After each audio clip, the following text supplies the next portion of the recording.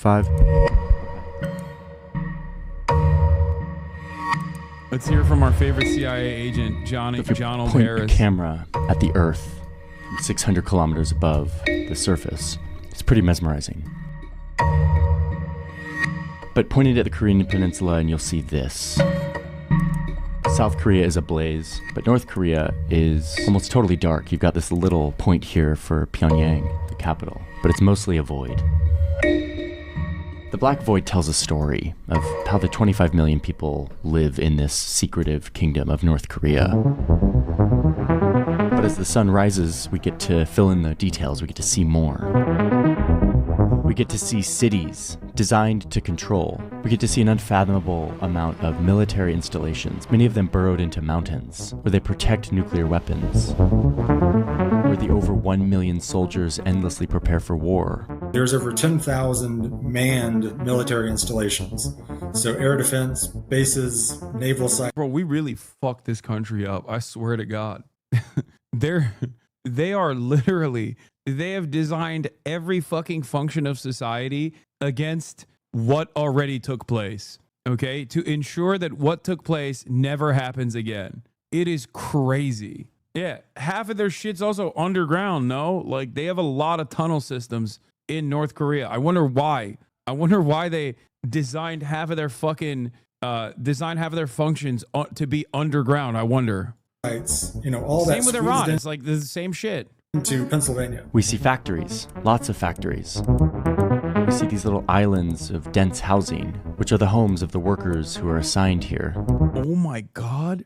Okay, that's, hey, yo, if you see this and you don't instantly think every country that is outside of America's sphere of influence needs nukes, I don't know what to tell you, okay? Yeah, they're building fucking homes in factory towns for the workers that work in the fucking factories, and they don't look like Gaza. You know what I mean? That's crazy. I wonder why they haven't been blown up. Perhaps because also, goddamn, America's cultural victory is so insane. This literally looks like a Houston suburb, okay? How the fuck are these guys in the Democratic People's Republic of Korea basically building Houston-ass suburbs, bro? Are you kidding me? What the fuck is going on? They got McMansions in North Korea? How is this possible? I love how every time a video criticizes the lifestyles of an authoritarian country, it just describes our lifestyle. No, the difference is you don't get this state-sponsored housing in America. Jusha abundance mindset. We see barriers, lots of barriers. Barriers meant to keep people in. And not just on the borders with neighbors, but also within the country itself. Checkpoints and barriers between provinces. I've been looking at every inch of North Korea because I want to understand how it actually works. I want to understand how the all-powerful leaders have designed this place and why. And I've been stumbling upon stuff that I never thought I'd see in North Korea. Ski resorts, an international children's camp, lots and lots of water slides, markets where people buy and sell things, schools and fields, fruit factories. Why is that shocking, Jonald? They're a fucking country. What do you think they were doing, man? Do you think they don't have the concept of fun in North Korea? Like what? Yeah, of course. Wow. Wow, they got water slides. Guys, this is shocking. Yeah, it's shocking to you if you think that like the North Korean people are aliens or something. What the fuck? Dude, what is happening? Wow. They got markets? They're engaging in commerce? They got a ski resort? What the fuck? What's next, dude? They're eating food? You know, the same type of food that other human beings also eat? What is happening? Coal shipments, limestone mines, burial grounds, prison camps in the cities and the mountains. Lots of strange-looking buildings, stadiums and tracks, and sports fields, empty roads and empty squares, Christian churches, a turtle-shaped building, apartment blocks where rich people live. I mean, you stumble upon some pretty wild stuff when you just scour every inch of the satellite map. I've also been talking to experts who... Okay, that's really disrespectful. Churches, a turtle-shaped building, apartment blocks where rich people... Apartment blocks where rich people live. This was a glorious moment for the glorious Democratic People's Republic of Korea, where after many, many years of dedicated service, Kim Jong-un gave this apartment as a gift to one of the most famous women on the planet, okay? I remember. I monitored the situation actively. I covered it on this fucking broadcast when it happened. This was beautiful. Tears were shed. Look at this. A lifetime of service, dude. Whom is this baller? She's the main lady. She's the main newscaster for DPRK. She's like the main, you know, the lady who sounds really fucking aggressive when she's explaining things. We gotta play one of her. We gotta play one of the yeah. Kim Jong-un gives Pyongyang flat to North Korean news anchor. The veteran news anchor who got a new riverside home.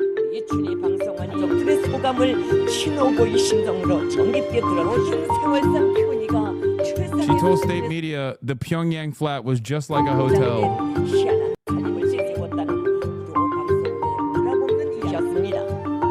Yeah, she's the main newscaster.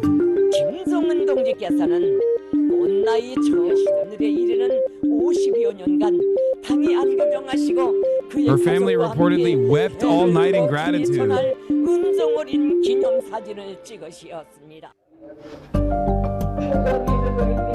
Yeah, Ri Chun-hee has read the news for North Korea's state network since 1971. 1971. Ri Chun-hee.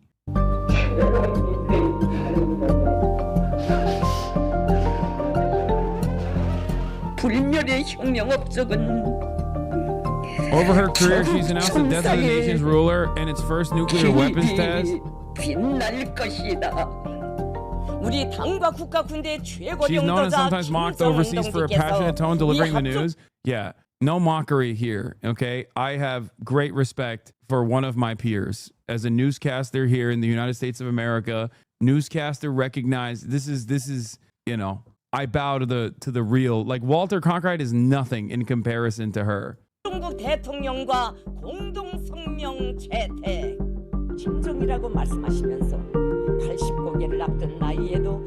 Kim Jong-un called her one of North Korea's treasures. He also gifted new flats to others loyal to him.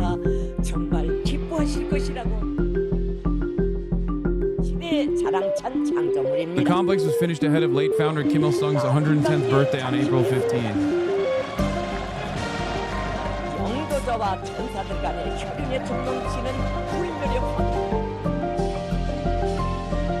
Pyongyang could mark the anniversary with a nuclear weapons test, the U.S. has warned. Welcome back to Leading Ladies of the North. Today we're looking at the party's most famous newscaster, Ri Chun-hee. Born into a poor family in 1943, he became North Korean media royalty due to her loyalty to the party and her dependence on the state for survival. Her fealty and ideological credentials earned her enrollment at Pyongyang University of Theater and Film as a drama major. According to a 2009 edition of the North's chosen monthly magazine, her rise to fame was attributed to Kim Il-sung's warm love and faith in her broadcasting ability. Later, she was recruited by the state-run KCTV in 1971, where her theatrics suited North Korean broadcasting's heavy showmanship to convey different tones depending on the news being delivered. As the bugler for Kim Jong-un, he reserves a lofty proud tone when praising him and his nuclear developments and an invective tone when discussing the West. The party uses her over-the-top speaking style to spread government-controlled information, contributing to North Koreans' forced isolation and the infringement of the— Yep. More like she fucking delivers the news, okay, and restores glory to this glorious nation. Chill. Their fundamental human rights to free thought, expression, and access to reliable resources. You don't have to add all that. Calm down, okay? She is the GOAT, and yeah. Anyway, let's keep going. People live. I mean, you stumble upon some pretty wild stuff when you just scour every inch of the satellite map. I've also been talking to experts who spend their time looking at the map of North Korea, analyzing it day by day for decades. Their data has been really useful in all of this, and honestly, I'm starting to see North Korea in a totally different way. I think I've been exposed to a very specific version of this country, and that doesn't mean it's an inaccurate version. This is a classic doco, isn't it? 143, where is it? Where he talks about reunification? 신념과 치가 이루어져야 우리나라가 굳건하다, 건재하다. Through generations for our country to be strong. 텔레비 화면을 통해 I watched a movie on TV. 이민군 전사가 A soldier walked along the tracks 로반으로 툭툭툭툭 이래 걸어가는데 전기선이 끊어졌다는 and saw that the 말입니다. overhead wire was broken. 끊어서 A cable 그 was lying on the tracks, 리루에 전기선이 emitting 닿아서 불이 sparks. 부쩍부쩍 나더구만. 그래서 Guys, don't worry. I speak Korean. That's why I can translate. And what did he 순간에 do? 그 전사가 어떻게는 자기 몸에 그 He took the cable, 전화선을 rolled it around himself, 떨어졌습니다. and jumped on the track. 그건 Jumped off the 전사는 tracks. He was 지금 killed, but averted the 앞에 danger from the 오던 train. 여객 열차는 구원됐단 말이에요. I thought I would be proud if he were my 그 grandson. 전사가 내 손주면 좋겠다. 어? he 나는 gave his 너네 life for his 어려운 people 몸에서 and the 나라를 leader 위해서 수를 위해서 이런 혁명적인 and became a 영웅이 revolutionary 되기를 hero. 난 기대한다. 난 부럽더라. 그 I was 전사가 very 내 envious 손주가 됐으면 how nice it 얼마나 would be if the hero were my grandson. Okay, guys, stop saying thanks for reading the subtitles. I'm not watching. I'm not reading the subtitles. I'm directly translating. I can speak Korean of the northern variety, okay? It's not North Korea, it's north of Korea.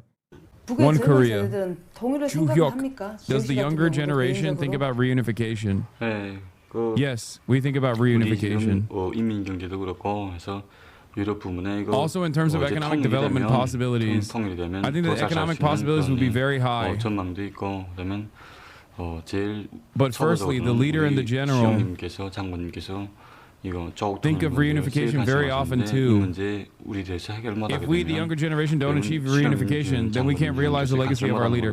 I'm gonna keep it $1.50 with you. A lot of the fucking Jusha enjoyers are gonna get mad at me for saying this. I don't think, maybe I'm wrong, but I don't think the leadership cares too much about reunification. I mean, they might say that they do in public, but I feel like they've calcified and hardened their stance as like the entity that kind of derives its power from the restrictions that they have at the global stage. One might assume that it is partially because of a necessity, partially born out of DPRK's history of being dominated and destroyed, genocided by Western forces. But I do think that there is beyond pragmatism. I think that it's more so a self-interested attitude as well.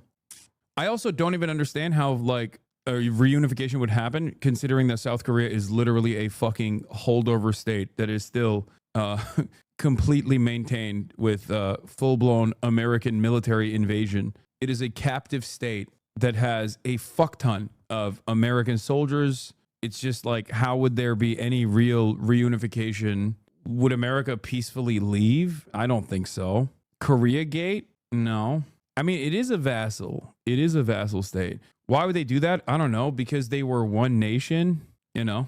There are factions. Some want an end to the war and sanctions. They want to develop economic cooperation with the U.S. and West balances out Chinese influence and dependence. Others want war for reunification, and others want to maintain the status quo. I think that in a very weird, twisted way, the American sanctions regime has ended up solidifying the dynastic power that the Kim family has. In spite of it all, they've been able to do something unimaginable. Against all odds, they've still survived, which is, still something to... It's not... Like the fact that DPRK does not resemble Korea, despite similar levels of intervention, maybe not to the same severity, maybe not to the same degree, maybe not for as long of a historic period as Haiti was clearly directly disrupted, maybe due to the proximity of DPRK as opposed to Haiti being much closer to the United States and immediate Western powers. But like, it should resemble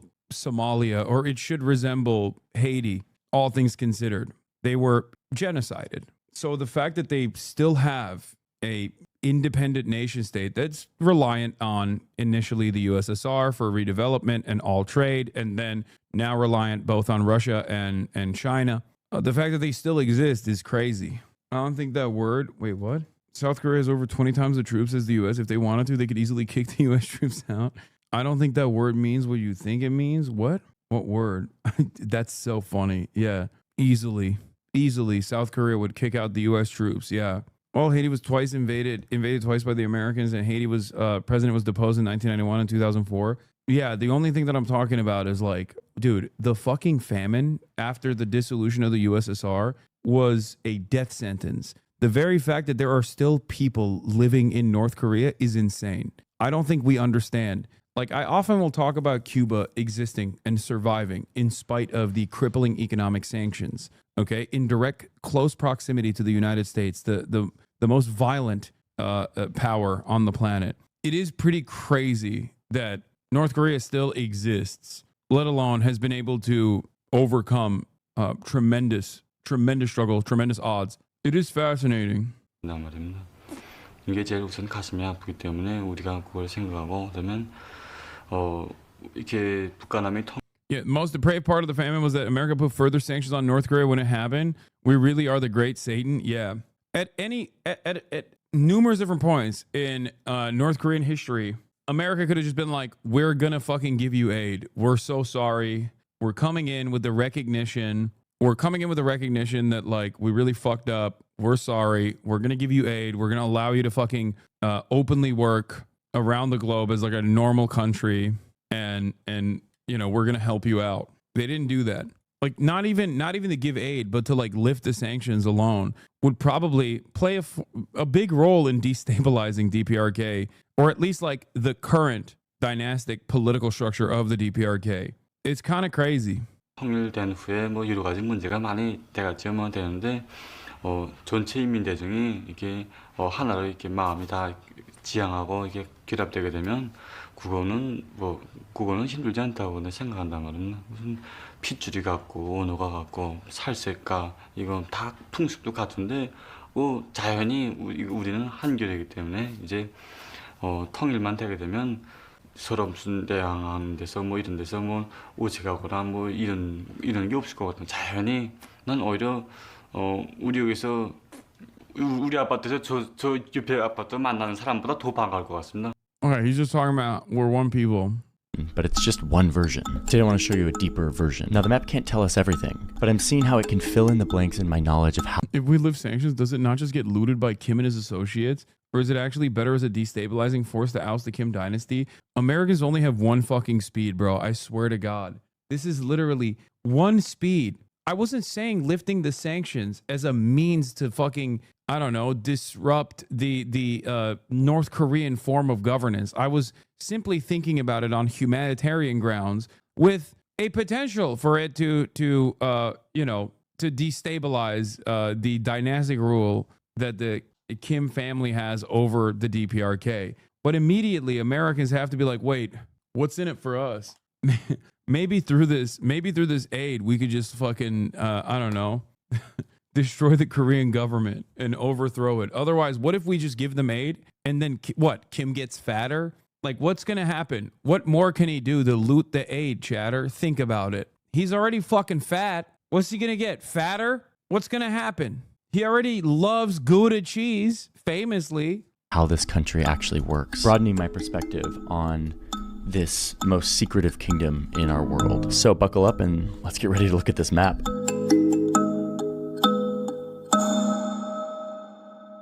I mean, this whole country is under one giant surveillance. And I guess while we're talking about surveillance, let's talk about the sponsor of today's video, which has a lot to do with surveillance, because all of us are actually surveilled, whether we like it or not. I guess if we're on the internet, which you're on the internet right now, so you're being surveilled. A very lucrative industry in today's world is that of being a data broker. He's like, not the people that fund me, but you are surveilled. Not the people that fund me don't surveil you, but you are being surveilled. People collect information about where you live, what you do on the internet, how old you are, what your birthday is, a million different things. And then they buy and sell that information on an open market, secretly. You don't know this is happening. They sell this stuff to advertisers, insurers, even those sketchy people search sites. And even though this sounds sketchy, it's all technically very legal. But you know what else is legal? Asking these data brokers to take your name off of their lists so that you don't get junk mail and robocalls and text messages and have your insurance premiums jacked up.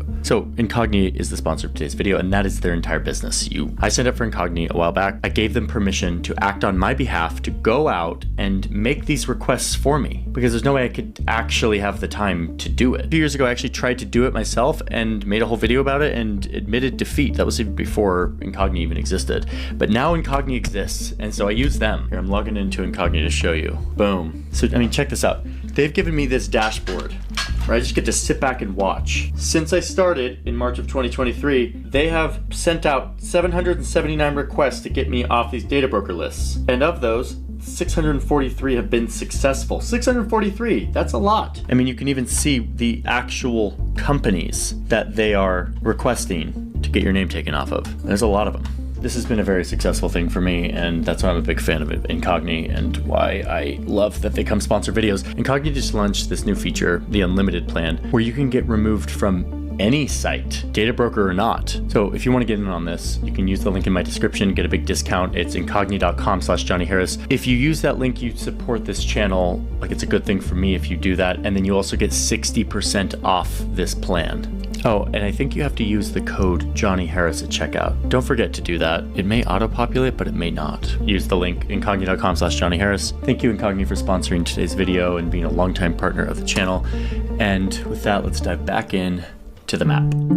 I mean, first things first, North Korea is a beautiful country. North Korea is usually viewed as, this hellscape of a place, but it's actually really beautiful. Lots of mountains and hills and rare animals and everything. It's home to this huge mountain range. Among these rugged mountains, you've got this volcano. I thought I subbed not to see the fucking ads. Bitch, you're not even subscribed right now, which you can, by the way. The Piker Broadcasting Service is sponsored by you and only you, the viewers. Also, the glorious nation of the Democratic People's Republic of Korea. One day, Marxist-Leninist Juche's principles will rise up and overtake the entire planet. Your voluntary contributions are the only way to support the Piker Broadcasting Service. The Piker Broadcasting Service is funded by you, the viewers, for you, the viewers. Thank you. Mount Paektu. It's kind of a sacred spot for North Koreans. It's where their legends say their great leader Kim Jong-il was born. Incidentally, it's right on this border, actually. Half of Mount Paektu is on the Chinese side. China, North Korea. North Korea can get really cold and snowy. It's home to between 20 and 30 million people. It's about half as many as live in South Korea. And it was the war in the 1950s that created these two Koreas, and in the process turned what is now North Korea into dust. Okay. Today, North Korea is built around a few major cities. Here's the 10 most populous. Some have ports, some are up on the border with China, and then there's the... With another 100 gifted subs. Thank you for your service, American streamer man, to the great nation of North Korea, Kim Jong-il. Korean is an 81-month subscriber. Look at that. One of the few to get the sub badge that looks like this. This river city of Pyongyang. This is the capital.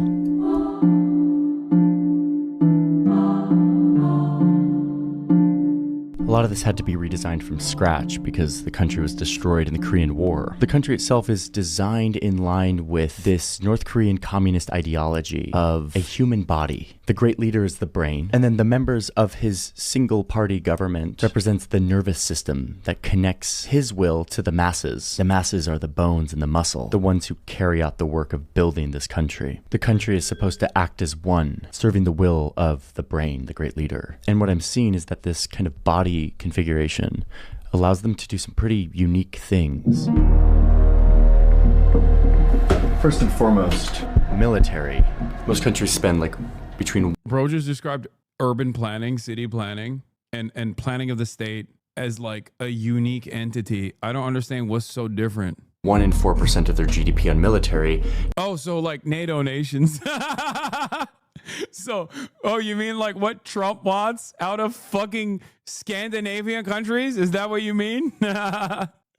Oh, damn. That's crazy, man. Also, 1 in 4% is wild. That's kind of a big swing, don't you think? North Korea spends between 20 and 25%. Oh, he wasn't saying he wasn't saying NATO. He wasn't saying other countries spend 1 in 4%. He's saying Korea spends 20 to 25% of their GDP on my bad. Military. And we've got the data on what that looks like. Whoa, okay, settle down, big boy. Oh, God. Look at this. Oh my lord, look at this. My mistake. I don't think I've ever seen so many yellow push pins in my life. It kind of reminds me of that map of... Where's he getting this info from, bro? I swear to God, he's CIA. Saunas in Finland. Places like a fortress. You can see that a lot of this is concentrated down here on their southern border. This is the DMZ. It's actually a 4-kilometer thick border. And technically with... As I said this earlier, we have fucked this country up and left it in a state of disrepair. You only do this if you are brain broken. Probably because 30% of the North Korean population is serving in reserve / paramilitary capacity. We have fucked this country up And that is the reason why the only way that they believe that they can have sovereignty is so that they never allow what America and Western nations did to North Korea ever happen ever again. Within this 4 kilometers, there's supposed to be no military stuff.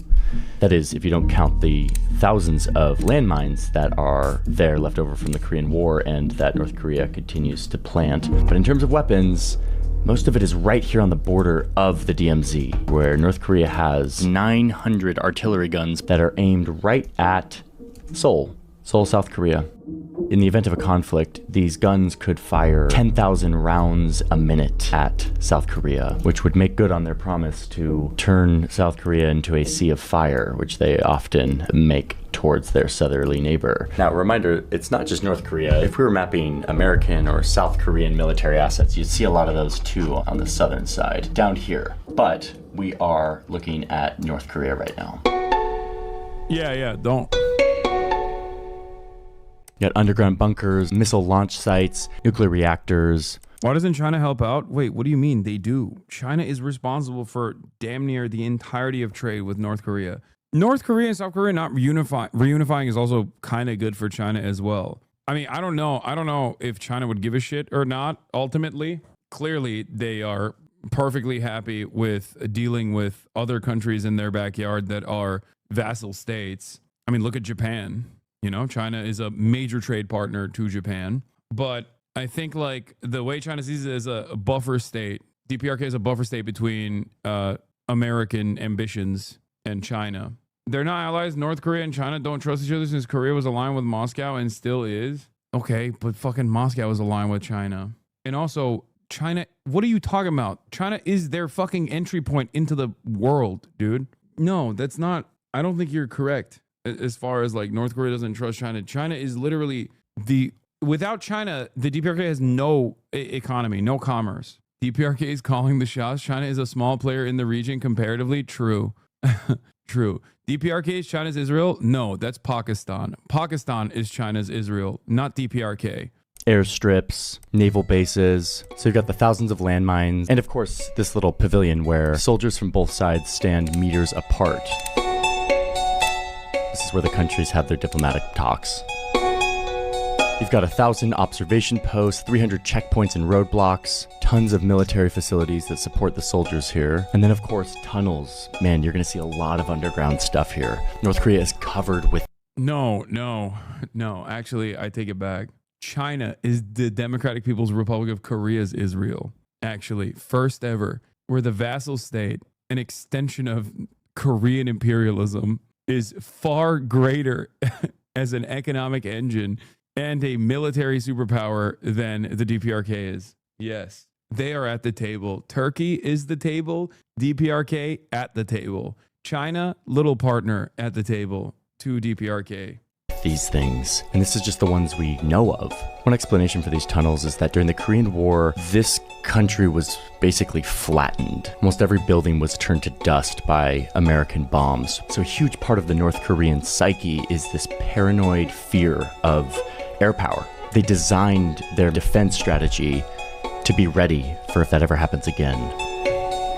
So you have a lot of these fortified bases and tunnels. Some of them are for weapons storage, and some of them are for invasion. Like down here on the DMZ, they secretly dug a bunch of tunnels that are kilometers long that go under the DMZ. This would allow them to move troops into South Korea very quickly. Actually went into... I remember reading something about how like DPRK tunnel systems are so fucking complex, and how like they've taught the Viet Cong how to do complex tunnels as well, and that tunnel tech has made its way to both Iran and also even Hamas. Low-key, DPRK is Hamas. Okay, that part is not a joke. Like I'm no longer memeing, but a lot of these countries that are outside of the sphere of American influence, that are oftentimes victims of American imperial ambition, have found new resourceful ways of resisting against these sorts of actions. And one of the ways that you do it is basically fucking develop a complex web of tunnels. And I think, like, from what I understand, DPRK tunnel tech is pretty advanced. We in Switzerland have a lot of tunnels too. Are we Hamas? I don't think so. one of these tunnels that had been discovered by South Korea. But these tunnels also have another purpose. And in fact, the military itself, a big portion of it, is dedicated to protecting one family. You'll see this in the Capitol. This is the barracks that houses some of the 100,000 bodyguards meant to protect the Kim family. This hill is like a giant bunker. It's home to a bunch of military installations, some of them deep underground, a lot of them connected through tunnels. And this is one of the many escape plans that the Kim family has in case of an attack. They can escape on an armored train or in one of the helicopters that is stored inside of this hill. There's rumors that there is another huge tunnel system on the northern border that would allow the Kims to sneak into China if they needed to. Just the amount of effort put into the security of the Kims themselves versus, helping out your average person. I don't think people really realize the amount of... Yeah, look, see? There's an entire thing about the tunnels. I don't think it'd be far-fetched to say the Hamas weathering 50 months of aerial bombardment and ground invasion is long historical threat tying back to the U.S. dropping over 500 million tons of bombs on North Korea. There are many factors that allowed the Al-Qassam brigades to emerge from all corners of Gaza on Sunday, but a major one was their spider web of underground tunnels, a complex, endless maze of reinforced tunnels 50 to 100 meters underground with 5,000 access shafts. Following the U.S.'s genocidal air campaign in North Korea, described by General LeMay as, bombs away LeMay, burning down every village in North Korea, the KPA started building a massive network of tunnels along the DMZ. North Korea is regarded as the most tunneled nation in the world by military experts. North Korea has also built underground command centers, industrial sites, and the Pyongyang Metro, the deepest metro on Earth capable of withstanding a nuclear strike. The same year they completed the metro, North Korea dispatched an engineer regiment to North Vietnam to help them construct an underground military headquarters and pass on their expertise and equipment in their fight against the U.S. invasion. In 2006, Hezbollah humiliated the Israeli occupying forces when they invaded South Lebanon, a feat that rested largely on their underground infrastructure. Built with the assistance of North Korean engineers, A.B. Abrams notes that the layout closely mirrors the layout of the DMZ network. What? You were on Piers Morgan recently? Nah.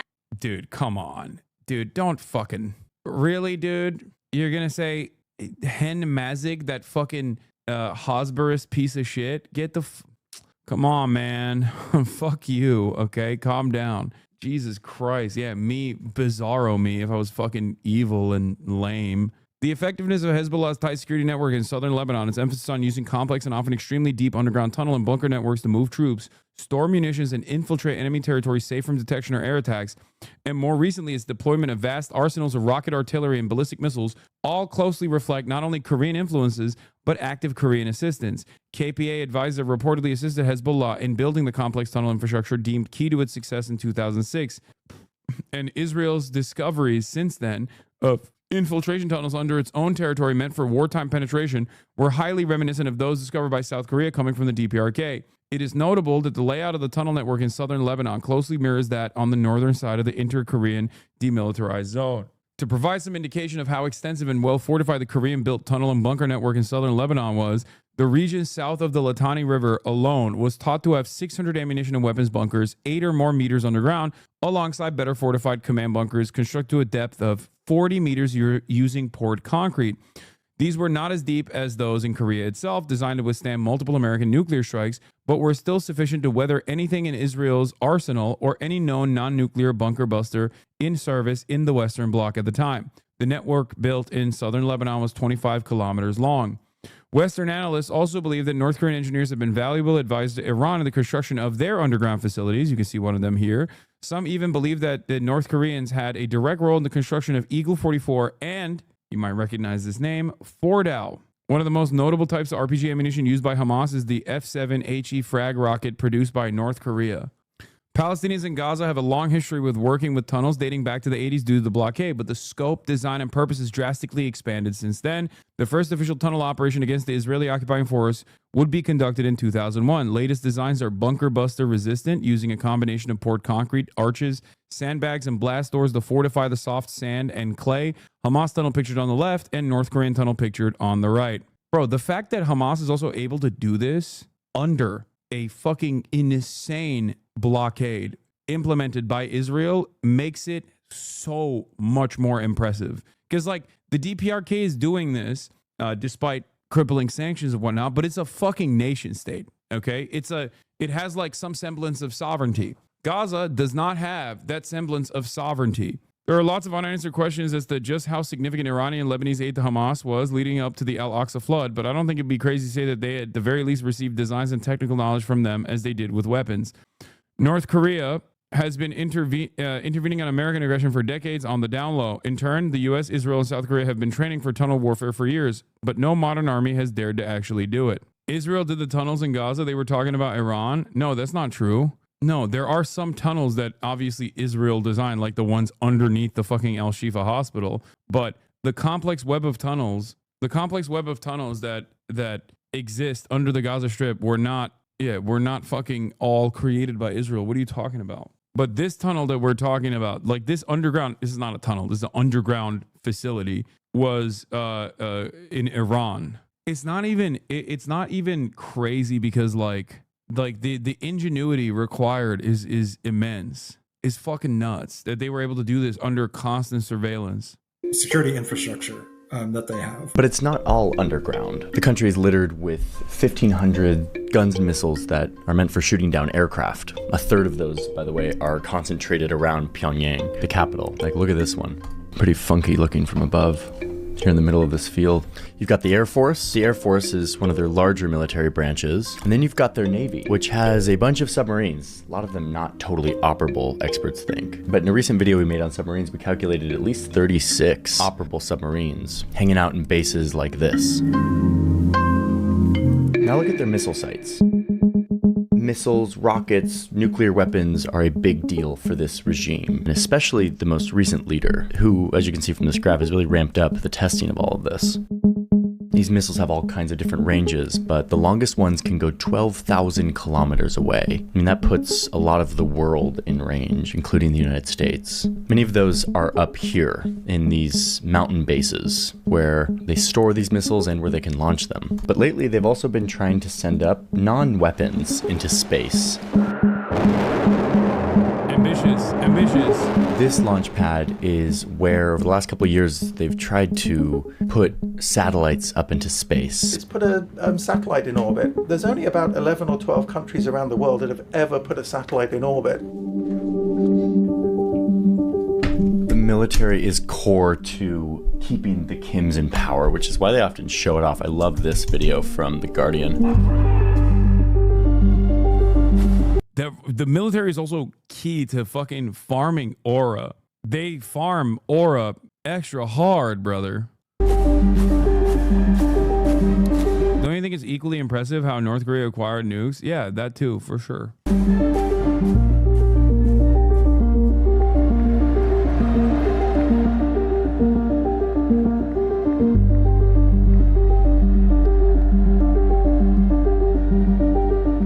They know when one of these things is going to happen because there's like a replica of the Kim Il-sung Square, the big central square, where all of these soldiers get together and practice. And so whenever they see activity in that practice square, they know that they're getting ready for one of these. So the military is a very important part of keeping the Kims in power. It's used as propaganda, it's used as actual defense, and it's often used to actually like build stuff. And you've got one of the largest militaries in the world, 1 million plus active duty. They're able to commit. Hassan method, bitch, I'm live streaming for 8 hours a day. He didn't have to be chowing down on fucking yogurt when he's doing a video, okay?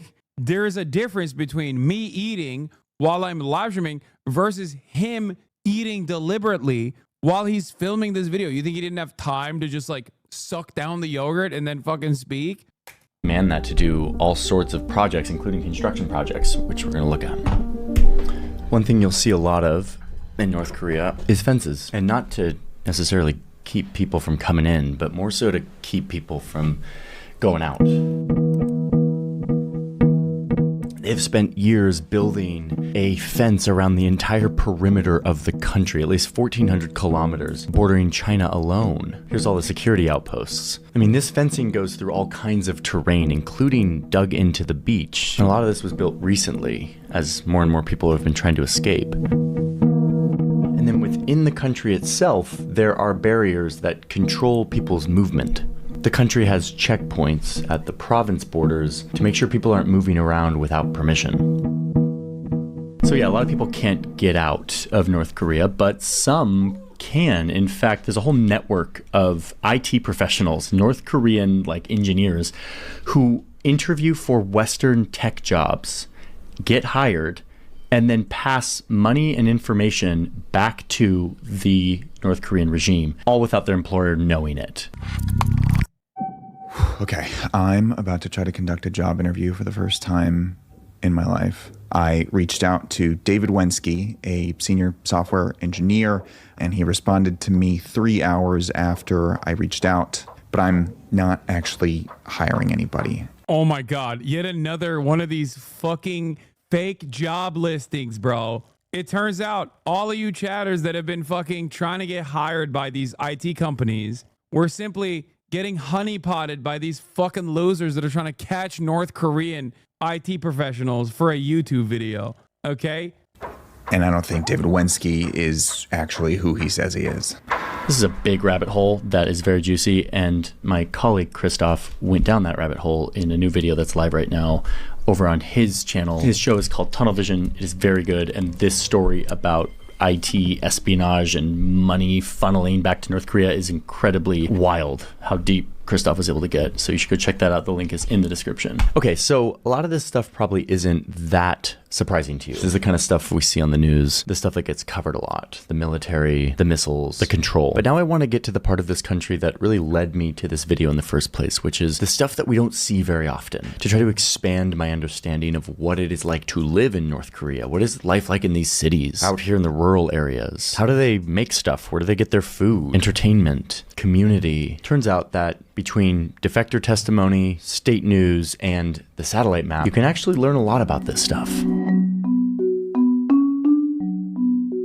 A lot of North Korea's cities were designed from scratch after the city was turned into rubble because of the Korean War. And because of that, they have very unique design that is meant to fulfill a certain objective that is in line with North Korean ideals of controlling people, unifying people, and continuously celebrating their leaders and the struggle of their continuous revolution. So, many of us have seen the capital, we'll get to that, but I want to look at these other cities. A lot of North Korean cities are built around a big central square, like this. A lot of them have these circles that look like they're hand-drawn. The squares. The American mind continues to fascinate. Like, they will look at like city planning as this like endlessly fascinating thing as long as it's happening in Korea. You can make the same exact video about fucking Barcelona, okay? You can say the exact same things. Like he literally said the North Korean cities were designed around like communal gatherings. Yeah, really? Wow. You mean third spaces? Like what do you mean? A plaza? They have that in like every Japanese town, you know? That is the point is on? No, dude. The point is what kind of energy you put towards this kind of this kind of like otherwise very banal city planning analysis. There's kind of the middle of the city, and then you have these massive boulevards that kind of frame out the city. Now you'll quickly notice in a lot of these cities that these boulevards are pretty empty. You see a lot more buses than you see private cars. Oh, and you see a mosque every once in a while. I've tried to get to the bottom of what the deal is with these mosques. North Korea has a couple of these churches or mosques that are mostly there for optics, from what I can tell. What? More on that in a little bit. So yeah, you've got these empty boulevards, lots of empty squares that lead to these kind of grand spaces. Now, these spaces are often punctuated with some kind of monument. Here's one. Here we go, Central Square.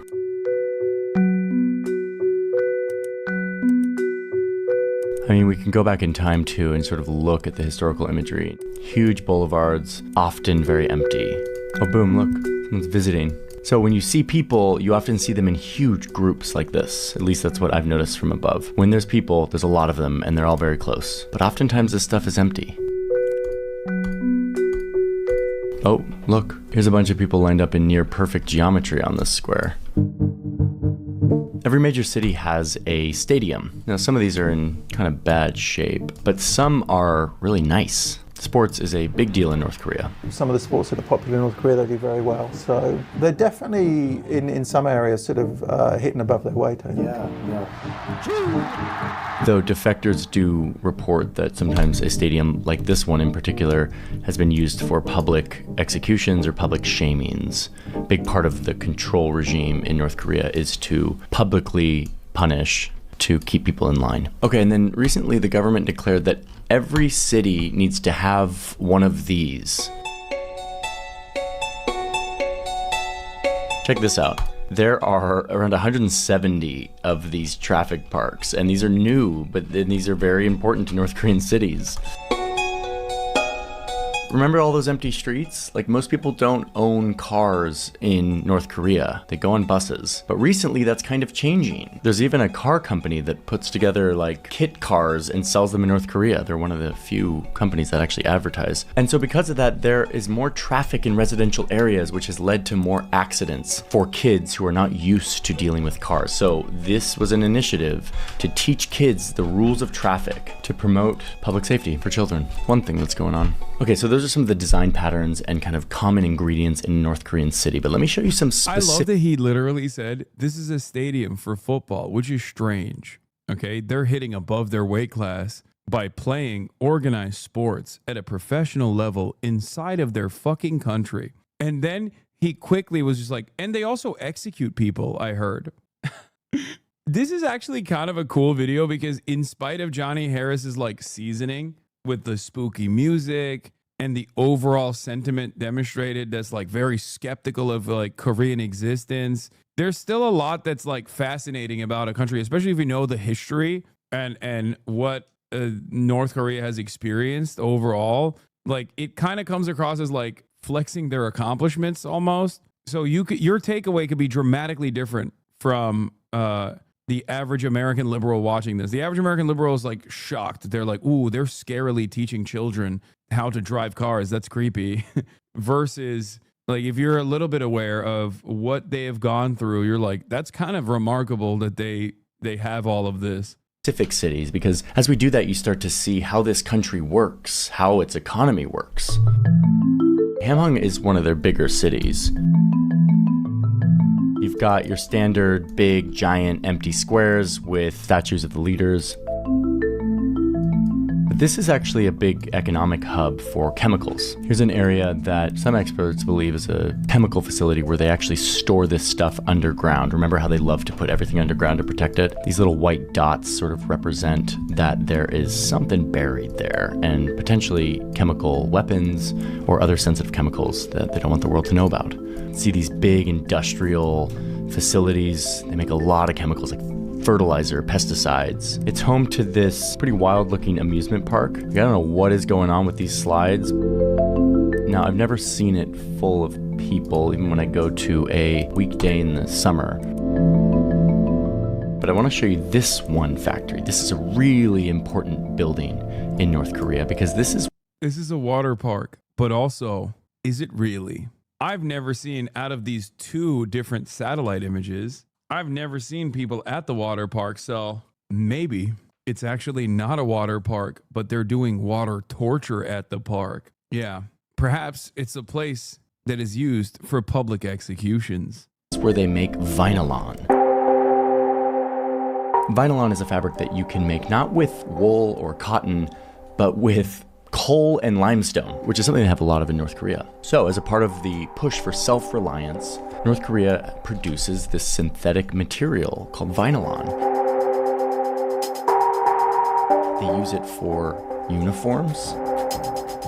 Like, a lot of clothing in North Korea is made with this really tough, scratchy, durable vinylon material. Use it for curtains. They kind of use it for everything. It's the North Korean like national fabric. So this is their biggest vinylon factory right here. And it's so important that the leader came to the reopening when they renovated this thing. So yeah, vinylon is made with coal. They mine a lot of coal in North Korea. If you zoom into this port in Hamhung, you'll see really gnarly looking yellow pollution. But you'll also see ships with coal aboard. You'll see all this coal getting ready to be shipped out, basically all of it going to China and potentially violating sanctions, but that's not what we're looking into right now. Oh, brother. let them fucking breathe, man. Jesus Christ. Oh my God. Fucking snitch, dude. Violating sanctions. How about the sanctions are in and of itself a severe and ongoing violation? Let's go to another city, but this one is interesting. It's up north, right in the shadow of Mount Pektu. This is a nice looking city. It's home to this ice rink. It's got a ski hill up here. There's, of course, the required children's traffic park. This was a big construction project for Kim Il-sung, and it's meant to show the world that North Korea is open for tourism, especially here in the shadow of their holy mountain. And look, this thing went up really fast. There's evidence that to make this thing go so fast, they used this youth construction brigade, which is a bunch of young people who do construction labor for like 10 to 12 hours a day as a way to like show their loyalty to the party and potentially move up in the ranks to move out of like their social class, which is something we'll talk about in a little bit. This district was pretty much empty before it started. I'm getting fucking, I wish I had that North Korean infrastructure right about now. You know what I'm saying? Fucking effing, dude. Crazy. And in the space of, within a couple of years, or even a year, all of this was built. We don't know much about the construction standards, but they do build very fast. But yeah, when you control every... Bro, this is literally... Dude, this is the same shit that they were doing in China. The difference is they can't really do it to China. They can't really do it to China anymore because, like, it's not shut off from the rest of the world like North Korea is. So they're getting their kicks off in the same exact way with North Korea. It's crazy. Wow, I can't believe the DPRK is a fucking federal jobs program, dude. Every human in the country, you can build this stuff really quick. Now, whether or not this is good quality stuff... You don't think they use child labor? No. Why the fuck would they use child labor? No, I don't think they use child labor. They have a fucking ginormous country filled to the brim with able-bodied men and women. Why the fuck would they use child labor? I don't know, but my immediate assumption is not that they use fucking child labor. What are you talking about? It's construction, dude. Glazing North Korea as well is not glaze.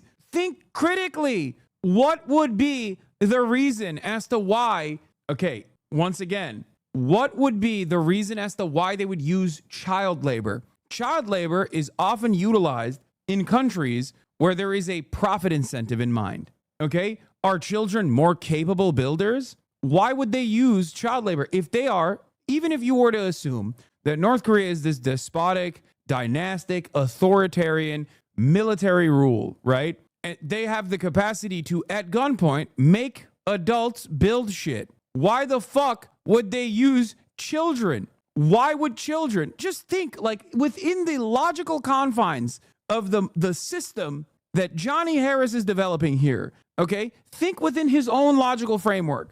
Why the fuck would children somehow advance the construction efforts and make it faster? Please. That's it. Like, if they have the capacity to do forced labor, scary, at gunpoint, why would they use children? Do they yearn for it? They have small hands? What would the small hands do to building a fucking home? Yeah, National Endowment for Democracy ass fucking source. It keeps me hungry. It keeps me up at night when I think about those children.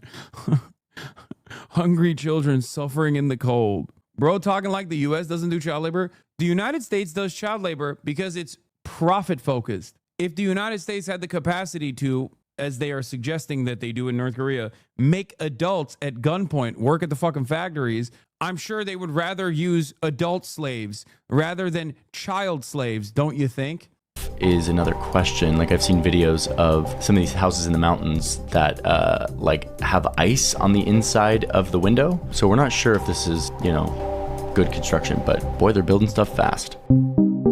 Okay, let me show you a few more of these cities. Okay, let's go to Chongjing, port city here on the East Coast. Got some gnarly industrial stuff going on here. Home to these very cookie cutter looking homes. Here they produce textiles, rubber, steel. They build trains. They've got a big power plant. And you can see out here in the water, this is where a lot of shipping comes in and out of the country. Yeah, that's funny because, yeah, Johnny didn't even suggest that they were forced. He just suggested that the children are...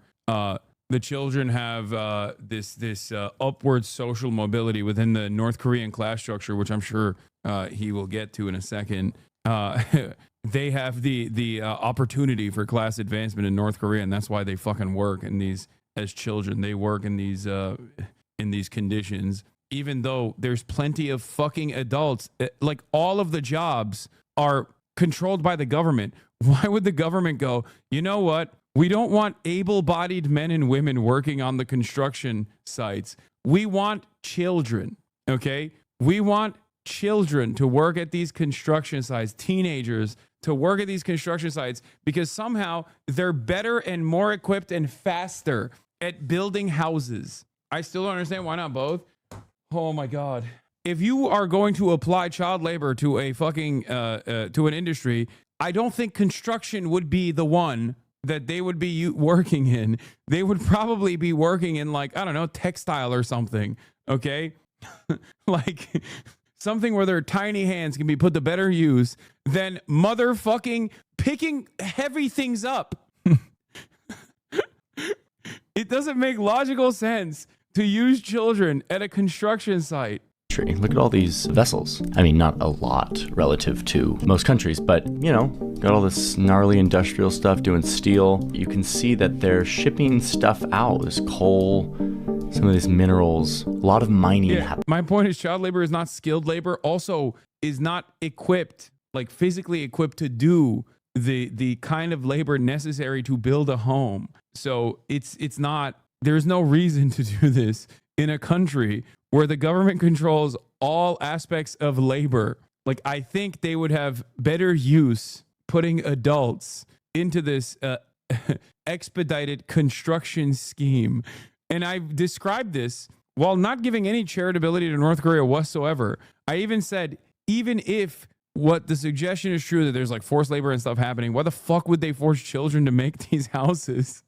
And chatters were like, why are you glazing North Korea? I'm just saying it doesn't make logical sense. Which, and he used it as a reason for why it was so fast, why the building was so fast, because children potentially worked in it. As we will see, usually is the work of political prisoners deep in the mountains working a life sentence of hard labor. But yeah, for now, let's just look at this. I mean, some of this stuff just looks like a wasteland, but you know, that's industry for you. But then all of that steel production is happening right next to these tightly packed homes, just endless homes. You've got your required empty boulevard, traffic park. Here's their train station. Here's the big central square. This one's really ornately designed. Let's see if anything happens if we go back in time. Oh, they just built this. This is 2020. Look at this thing go up.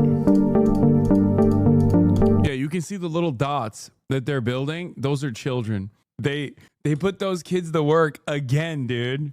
There's nothing that North Korean children value more than pouring concrete. Do you understand? They are the best at it. Looks nice. Statues of the two leaders, sports stadium. And if you look at these big blue roofs, you will see something that you wouldn't expect to see in North Korea. This is the home to a market where thousands of vendors buy and sell things all day here in the socialist, communist, anti-capitalist utopia of North Korea. So the story here is that back in the 90s... Bro, stop. There ain't no fucking... No. He said socialism when no trade, socialism when no commerce. That's amazing. That's fucking awesome. Wow. When the Soviet Union fell, North Korea was hit very hard because they were very reliant on aid from the Soviet Union. Mass famine spread throughout the whole country, and this region was very deeply hit. So it gave rise to this really resourceful black market. Homemade goods, smuggled goods, sort of bartering, trading. Between a couple 100,000 to a couple million people died during this famine. And the black market was the only way that a lot of people lived and still live today. So in 2008, the government tried to crack down on this. This is like very anti-North Korean, like letting people buy and sell and smuggle stuff in. This is like not North Korean. So they cracked down, and the mostly women merchants in this city protested. You don't see that in North Korea. They marched to the city government office, and there was like a big confrontation, and they basically said, like, we won't be able to live if you cut us off of this. Where North Korea has started to change has been the sort of underground economy. It has become somewhat tolerated under Kim Jong-un, these kind of illicit markets. And today, the government continues to let this happen. This one we're looking at with the blue roof is a big example of that, but it's not the only one, not even close. These markets are now all over the country. So a lot of people get their stuff on this kind of black, gray, informal market, which has turned into a massive network. I don't get it. Why didn't they just kill all the women? Like, what? It doesn't make sense. Why didn't they just kill everyone? I thought this was like a incredibly suppressive state, incredibly repressive state. Why didn't they kill all the women and then abolish the commodity form once again to maintain this loyalty to what Johnny Harris claims is the Marxist-Leninist principles that they abide by? Why didn't they abolish women? That's so weird. Of trafficking stuff in, usually from China and almost always illegally. Individual smugglers that will bring stuff literally across the river that divides North Korea and China. Sometimes those trading companies will, in the back of the truck, in addition to the shipment they're meant to be bringing in, bring a few other things in as well. And then that will kind of flow into the black market that way. Back in the famine days, it was just the essentials. It was just rice and corn, just basic food. But with time, it started to become a more sophisticated private market. And today you can get all kinds of cheap Chinese products. I mean, China is like the manufacturing powerhouse of the world, and they are right there next to North Korea. There's a lot of ships and trucks coming back and forth between the two countries, which serves as the arteries for this black market. A lot of these goods end up in these markets. Here's one in Pyongyang. There's a part of me that wants to do a whole video on these markets because they are very interesting. The whole informal economy of North Korea is something I might do a video on. If you're interested in that, let me know, because man, I want to pull on that thread. But real quick, there's two things that I feel like I'm learning about North Korea because of this informal market system.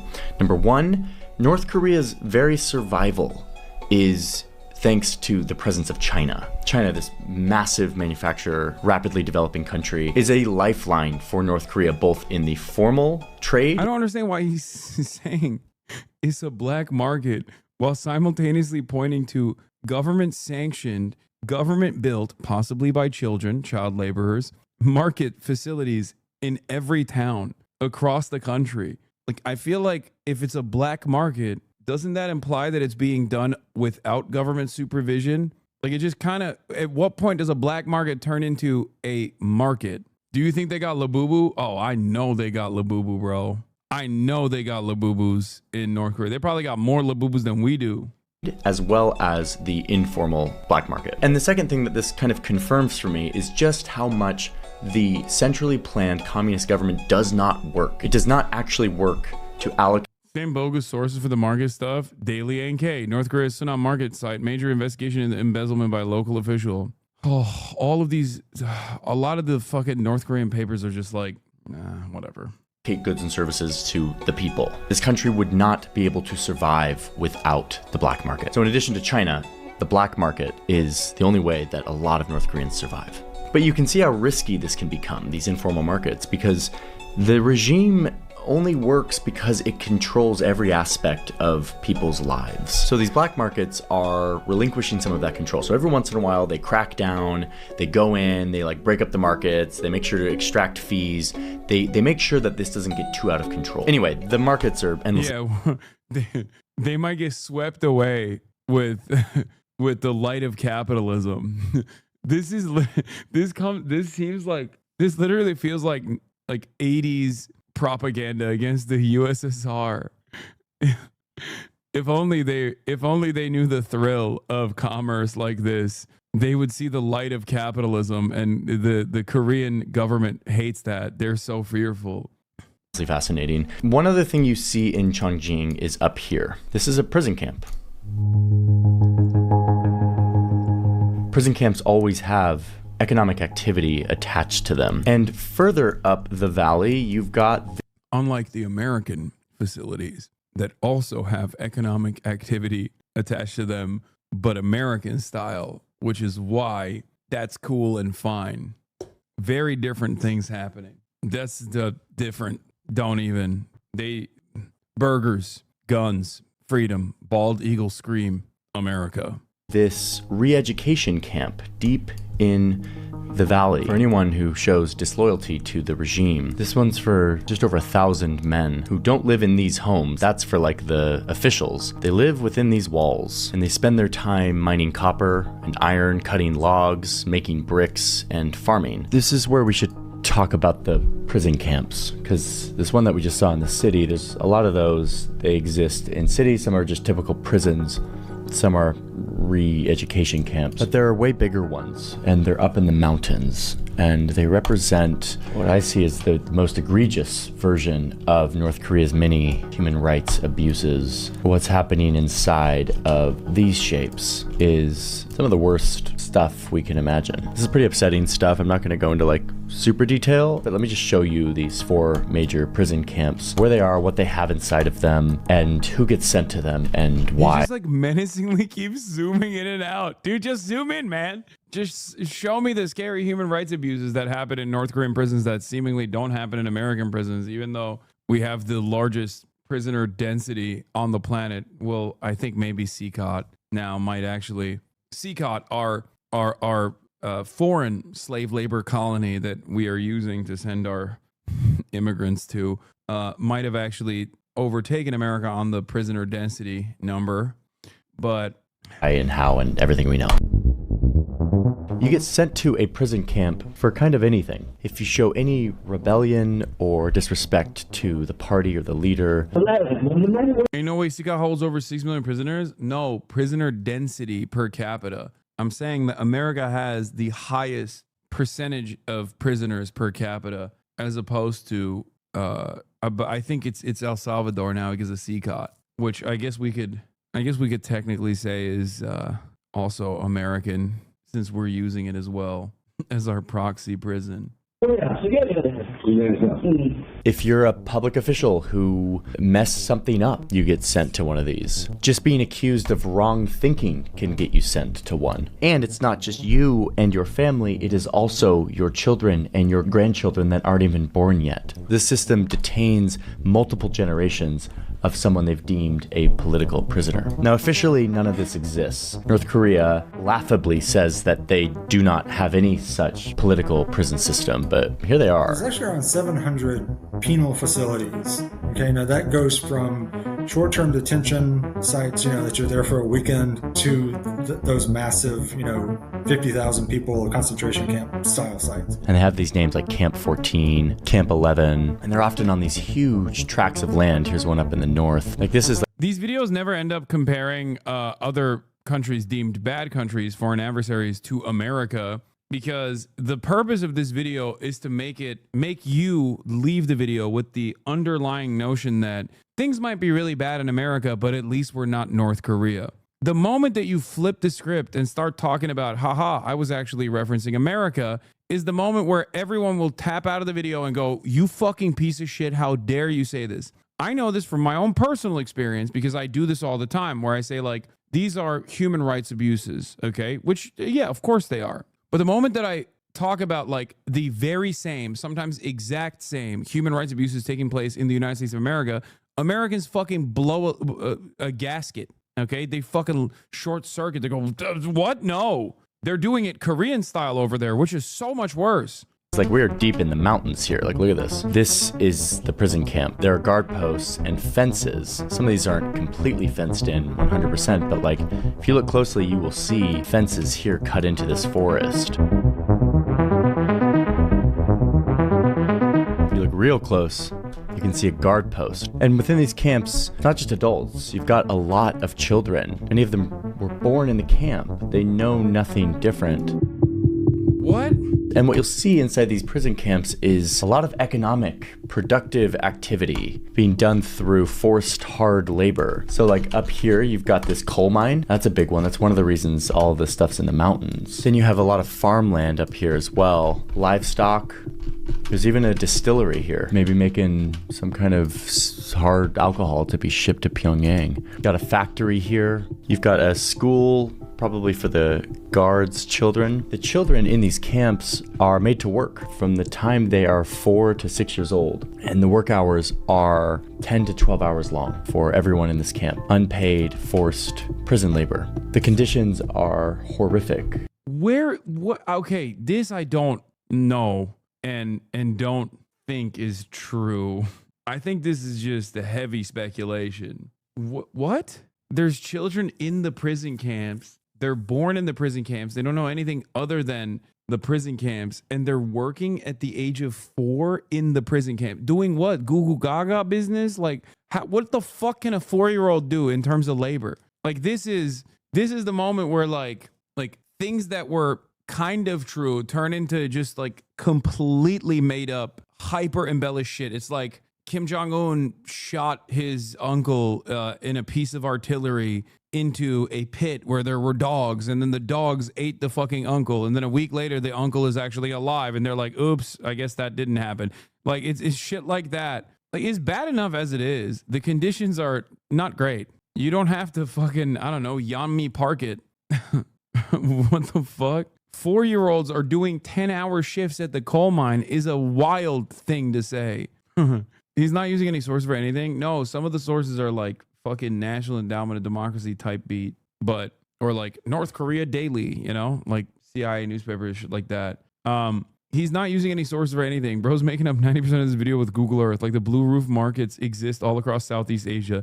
It's just a common roof color in the region. I don't get this at all. I look at Google Earth at night all the time. I don't make it into a YouTube video and repeat my delusions. I mean, this is almost as ridiculous as, like, in North Korea, the men pull the trains. You weren't there. How would you know? If you're going to talk about somewhere else, at least do the service of visiting it yourself. Okay, well, neither has he or Douglas Murray, and those guys love talking about North Korea.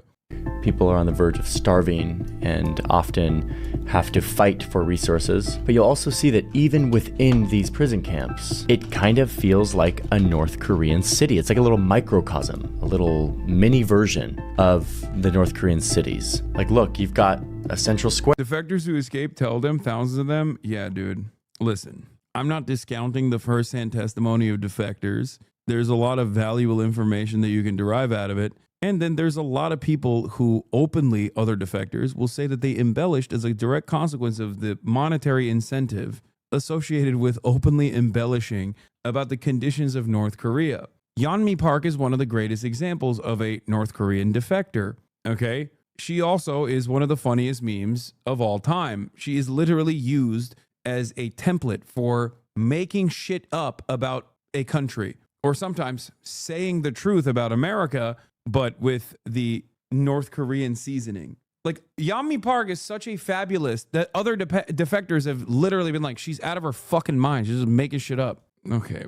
Square with a monument. You'll see murals of the great leaders. You'll have these indoctrination centers, a school. I want to know more about these schools. It's like a little mini city. These big ones, there's like 20,000 people who will live here. They are fenced in for the most part. Most people who come into this prison camp never leave. The people who are born here will never leave. These are life. What are you saying? What the fuck? Where is the none of this is true.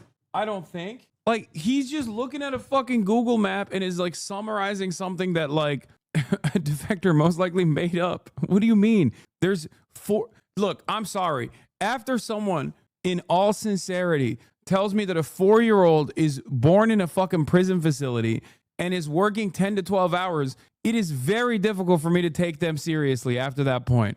Okay?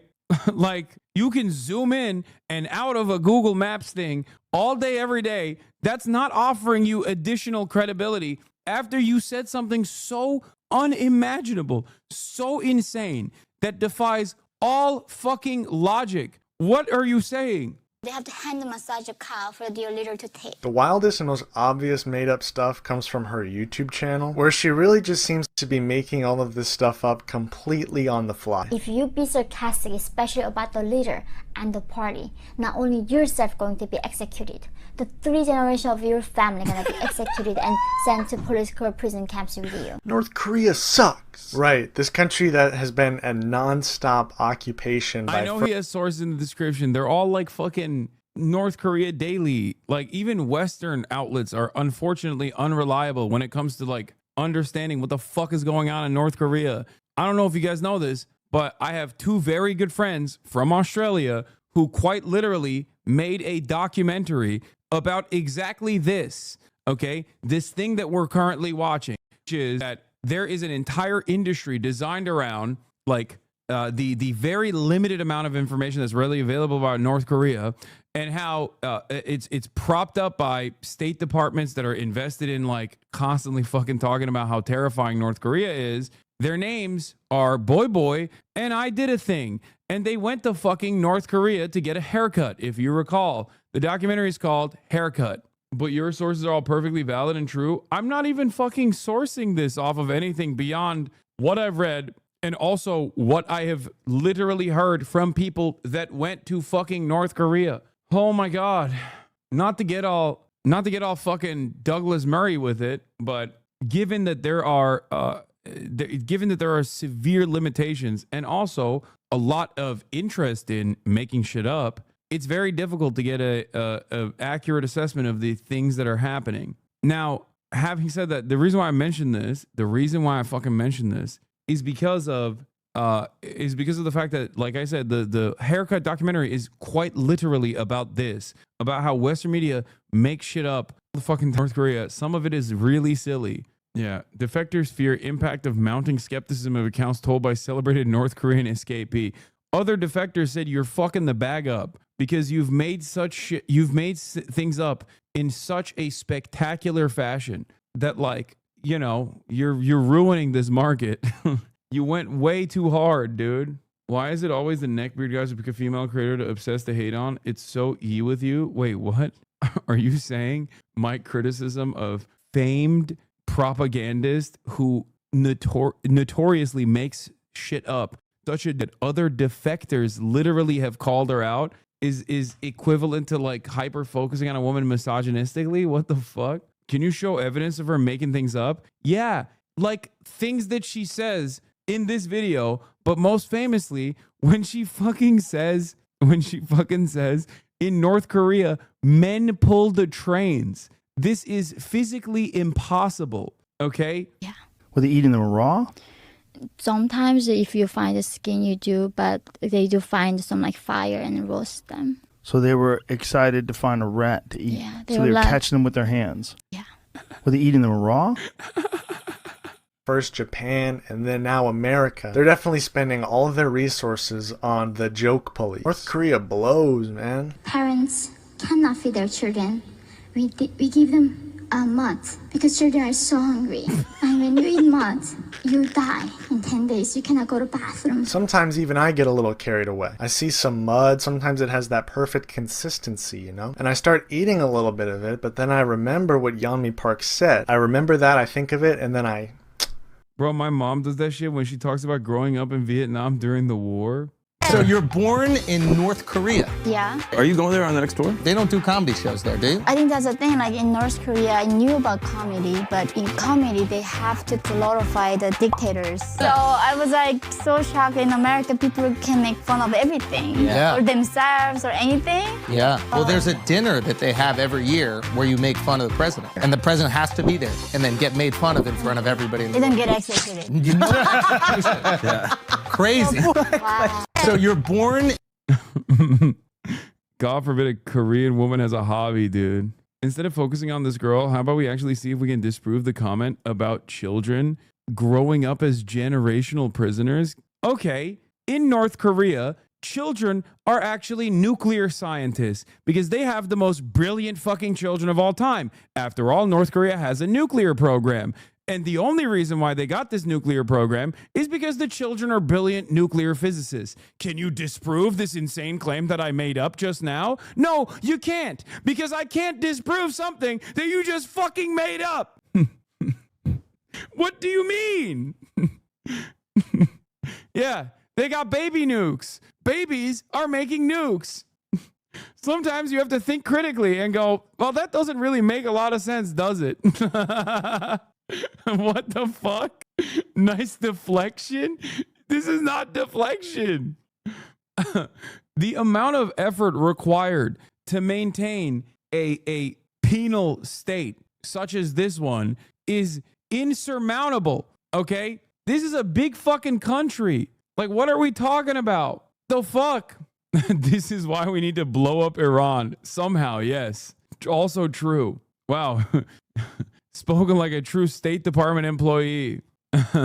sentences, and it really gets its roots from the old Soviet days, where so much control and power was wrought from just having the threat of this thing that the UN has called a human rights abuse with no parallel in modern times. Like the person that we're talking about is a person who said Columbia University taught me the same lessons After as North 5 Korea. years in Okay? South Korea, I came to America, guys. I came to the promised land, and I came here to study at Columbia University in New York City. And that's when I thought my journey to freedom ended. From now on, it's going to be all happy ending. I'm going to a land where justice alives and people understands the value of freedom. When I got to Columbia, I was completely speechless because the professors at Columbia were teaching exact same things that my North Korean teacher were teaching us back in North Korea. Yeah, like math.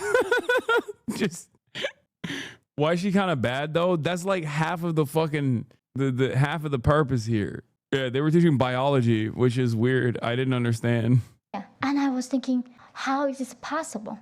My Columbia professor, 21st century, living in New York City, telling us math is racist. Math is made up by the white man to control the minority.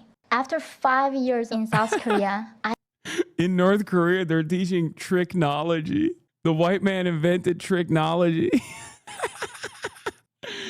Oh my Lord. Like, this is a level of control and deprivation that doesn't really exist anywhere close to this degree. 20 odd million people that are basically prison. Reminded that her lies are so outlandish that even other North Korean defectors call her stories ridiculous. A 59-year-old woman from Hyesan who escaped in 2009 laughed when asked, was anyone ever executed for watching an American movie?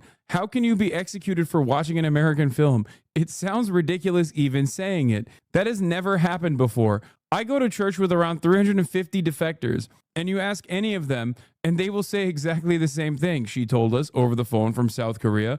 Other defectors confirm this. By the way, that idea that people get executed for watching an American movie isn't just Yeonmi Park's assessment. It is literally the type of insane statement that does make its way to CNN. This is why I was trying to explain to you that even Western media, unfortunately, is not very reliable when it comes to getting accurate information about the day-to-day existence of North Koreans. This isn't to say that like North Koreans are eating burger every meal and life is fucking fantastic, but overall, a lot of the stuff that defectors even say, they have a fucking financial investment or financial interest in, like, maybe exaggerating a little bit. So isn't that a good thing if other defectors are coming out and saying she's lying? It doesn't matter. That's my point. Did you know that other defectors had actually fucking routinely made fun of Yeonmi Park's insane claims about North Korea? Many of which does not make sense because it, like, you would have to suspend your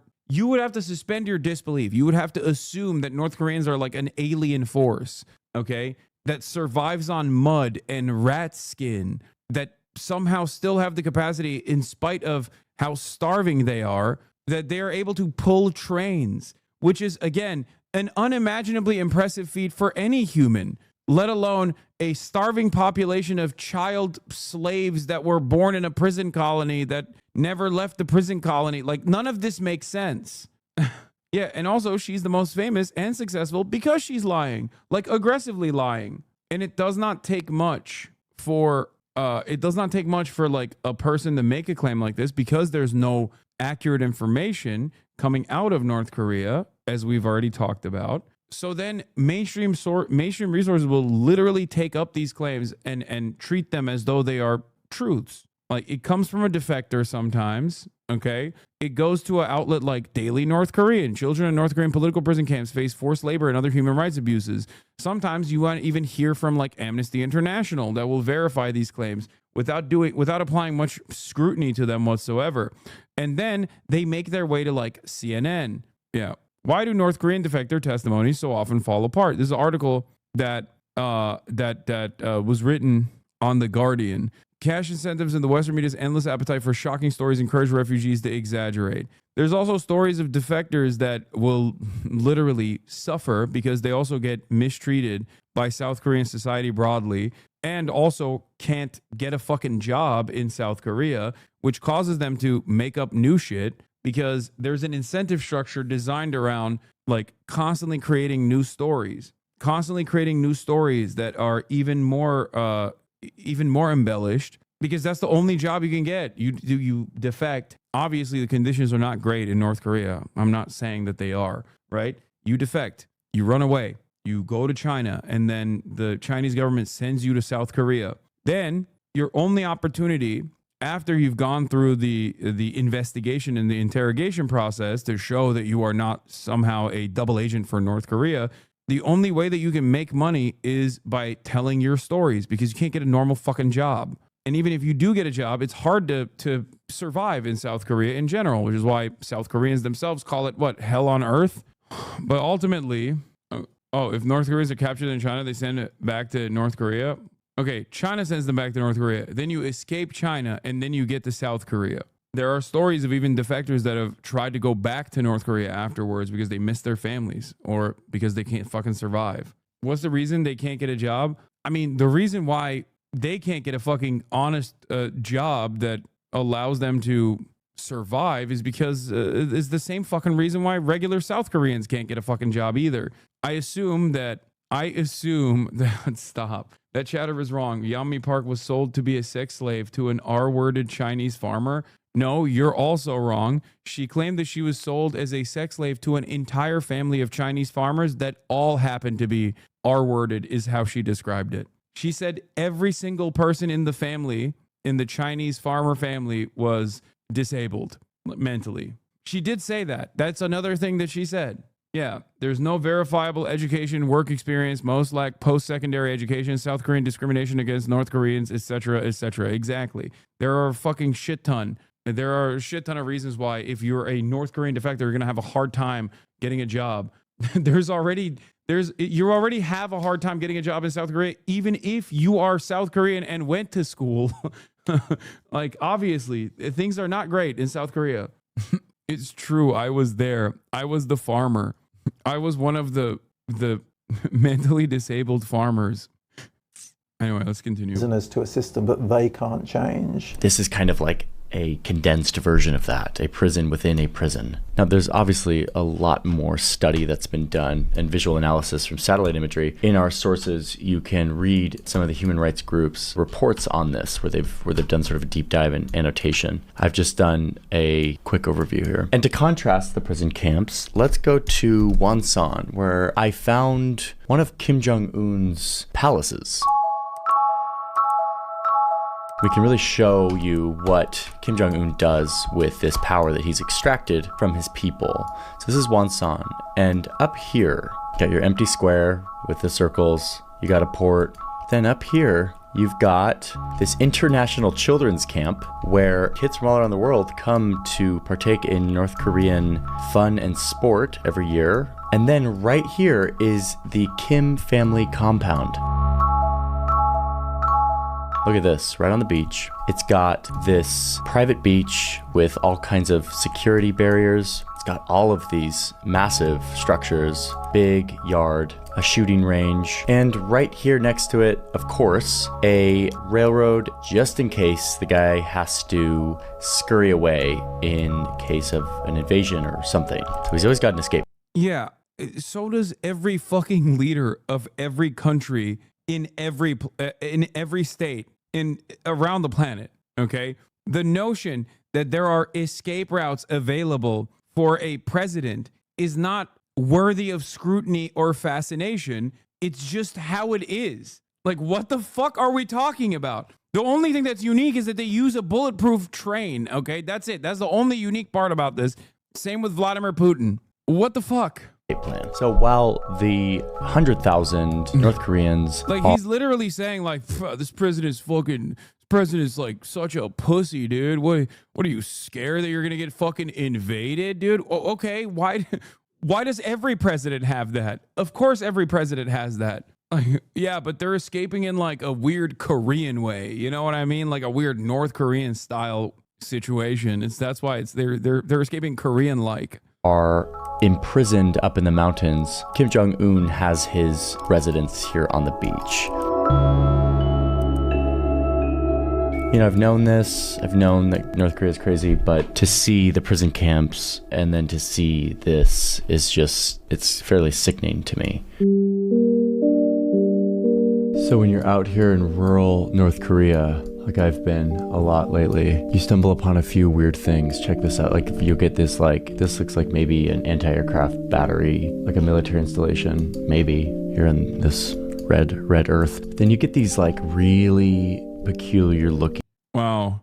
Hold on. I got this. Hold on. One second. Hold on. I got this. Just trust me. Okay. Are you ready for this? Folks, I gotta show you something. Okay? I have it on good authority. Here you have the Department of Corrections. This is a former prison in DC. Okay? You can't really see. It's really bad. The visuals are really bad and really scary. And you should know that it's really scary. Also, only a couple miles away, this incredible sight.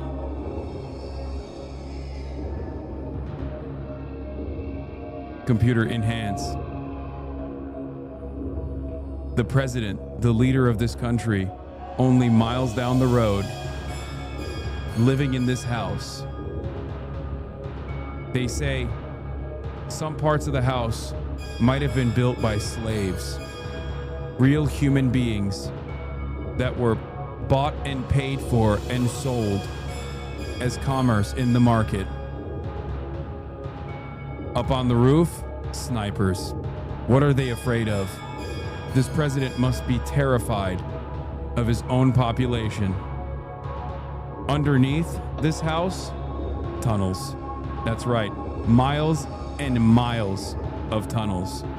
You can kind of see, here it is, the entry point into the tunnel system so that the president can evacuate with ease. That's right. I didn't want to show you this, but it needed to be done. Isn't that scary? I'm terrified. I found a disturbing image of a place looking barren.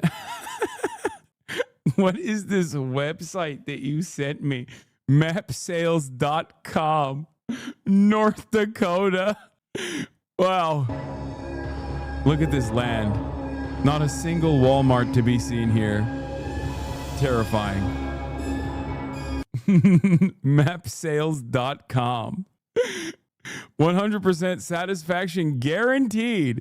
The leading source of wall maps. Who the fuck goes to mapsales.com to purchase this specific map of North Dakota? The North Dakota satellite map dramatically displays the Peace Garden State as seen from outer space. The striking aerial view map was created from spectral data, satellite image data obtained from NASA's Landsat satellites, which was then combined with 3D shaping to provide a natural-looking satellite map.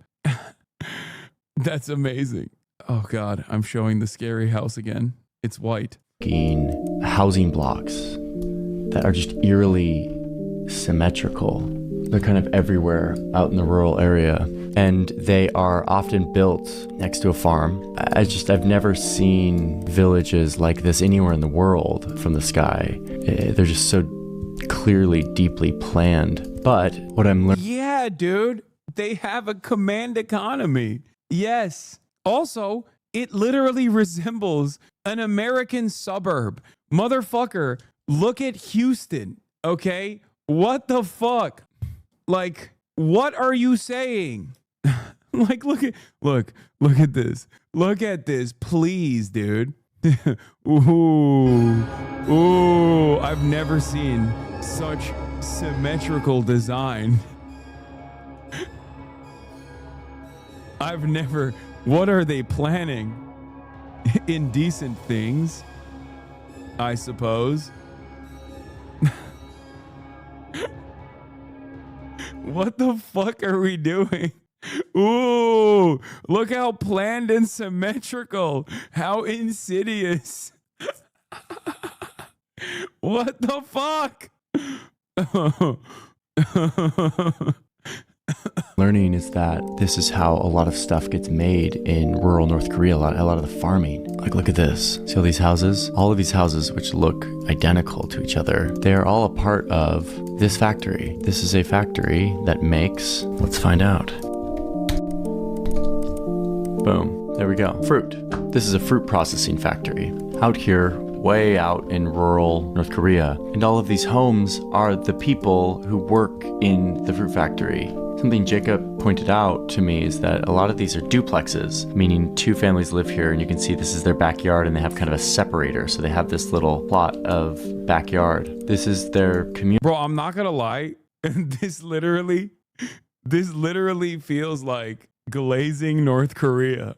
Like, in America, you don't get a government sponsored condo when you're working at the factory, which is close enough to your home. In America, you get nothing. You get to live in an apartment with like 8 other people as you go to the fucking factory down the road, and you have to drive there on top of that. What the fuck? Stop. I live in a 1-bedroom brownstone in Princeton, New Jersey with my 5-person polycule, and this is scaring me. You are assigned a job here, and you work here. I don't see a car anywhere on these roads.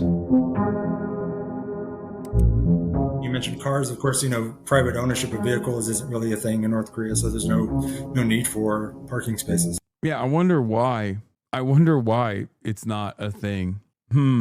Let me think. Perhaps there might be a reason for it. I don't know. Maybe because they have been forcibly excised from participating in the global marketplace. And as a consequence of that, they didn't really develop industry surrounding private vehicles and instead focused on the limited opportunities they had on public transit. You are living here and working here for your whole life. I see some people biking, some people walking, but the other thing you see are these vast complexes of greenhouses. Kim Jong-un has been going nuts on greenhouses, building as many as he can. This was an airport for some reason, but over time, this airport got turned into a massive greenhouse complex. Kim Jong-un has been doing this, and in fact, just a short time. This is 2022, and this is today. Like, man, they build stuff fast. You know who built the greenhouses? Children. You know who's working in the greenhouses? Children. That's right. You might have guessed it. It's children. It's always children. Children are working and building the greenhouses. Children built the previous airspace as well. They built the airport, and then they were flying the planes. Fast, it seems. So one way that North Korea works is by just assigning people jobs and having them live and work in the exact same place. But man, I get really mesmerized out here in rural North Korea looking at the configuration of the housing. Okay, but we have to talk about the capital. I know everyone's like, the capital, it's the most interesting. I've been holding off because I feel like the capital gets so much coverage, and I'm interested in like these rural, like backwaters. But let's talk about the capital.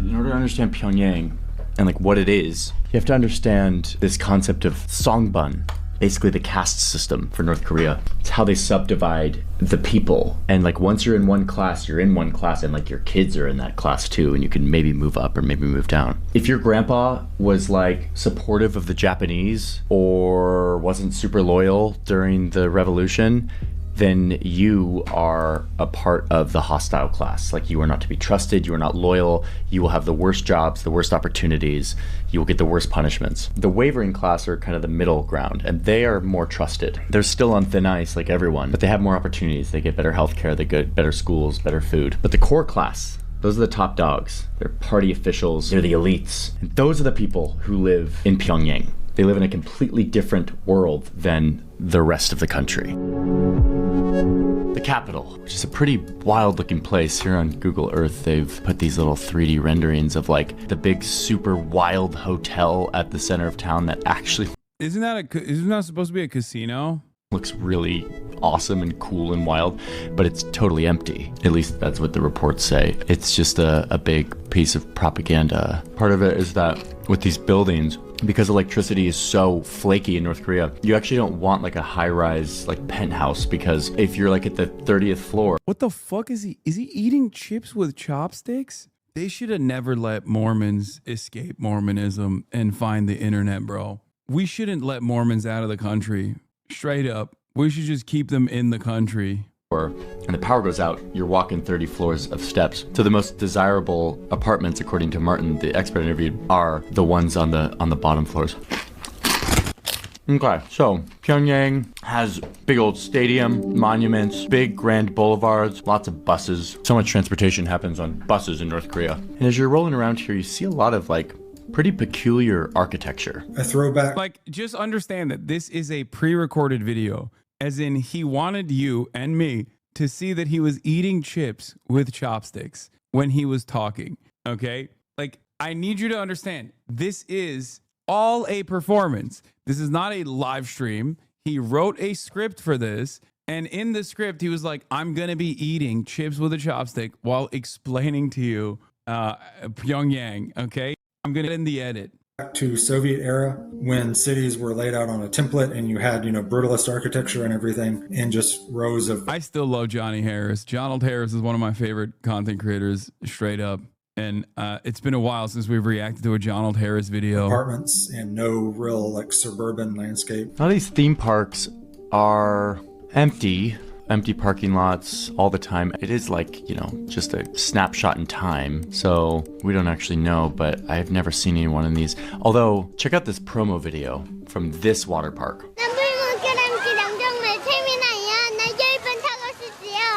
Oh my God, doesn't this baby know that she has to go back to work at the baby factory? You're acting all cute now, Korean child. If you are not extra cute in this video, you and 3 other generations will serve in the baby factory.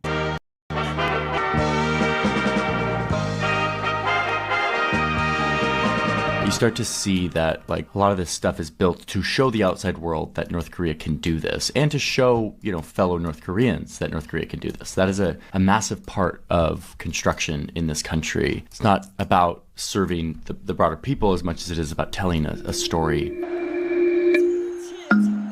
So many sports, like sports are a big part of North Korean culture. Kim Jong-un's got his little signature buildings here. Every leader has a different style, and Kim Jong-un is just doing it with these curvy apartment buildings. One thing you see here is churches. There's a bunch of random churches in Pyongyang. One of them is this Eastern Orthodox church, which North Korea built for their good friend Russia. Here's Vladimir Putin in this Eastern Orthodox church. Oh, but here's a Protestant one. Founder of the country Kim Il-sung had a mother who was a Protestant. And apparently she was a deacon here in this church. So they restored this church, and it's sort of like a symbol that, like, look, North Korea believes in freedom of religion. But they, to be clear, do not. Religion is not widely practiced in North Korea for obvious reasons. Now, what I love... I don't think they fuck with religion like that in general. Like, I don't think it's anything more ominous than that. What do you mean for obvious reasons? Is he trying to say like obvious reasons as in like, look at what the church has done in South Korea? Because I don't think that's what he means. Because if I was North Korean and I saw what the CIA was doing with the Christian churches in South Korea, I'd be like, no fucking Christianity, please. Not allowed. Okay. I'd be like, no, stay away. Okay. Stay the fuck away from my country, please. Oh my Lord. Fun fact, North Korea has a masjid, which is the Iranian embassy, but the employees are all Sunnis from across the world. What I love about Pyongyang is it takes the whole like big boulevard, grand streets that are empty to a whole new level. I mean, look at this. Here's where the great leader used to live. This was their palace. And coming off it is this big, grand square, empty. And coming off that, there is this grand boulevard that is just so grand and so empty. It goes down. Oh, he means worshiping Kim as God? Oh, that's what he meant. I wasn't even thinking like that. Through this big beautiful roundabout, keeps going through a tunnel to another I don't big, think that's the beautiful, reason. mostly empty roundabout. There's a car. And now it enters into this massive grand, like this is, you would expect a urban design like this in like Mexico City or something. 1, 2, 3, 4, 5, 6, 7, 8, 9, 10 lanes going into this grand intersection for the 4 cars that are here. I mean, it's mesmerizing to look at, right? So anyway. I think one of the saddest parts about both North Korea and even China is how fucking Amerifat coded they are. Like, they're also Ameriboos. It's American culture is like inescapable, but like everything he's shown of North Korea just kind of looks like cooler Houston. Like I mean, China is like especially Amerifat coded with their car culture. Luckily, they still have tremendous public infrastructure and public transit options, but they also still definitely have a fuck ton of cars. Anyway, that is the grand boulevard that leads up to this palace that the leaders used to live in. The leaders don't live here anymore now. Kim Jong-un lives instead up here. See if I can find his house from memory now that I've been staring at it nonstop. Boom, there it is. Found it. Okay, here he is. He lives up in this big compound up on the hill.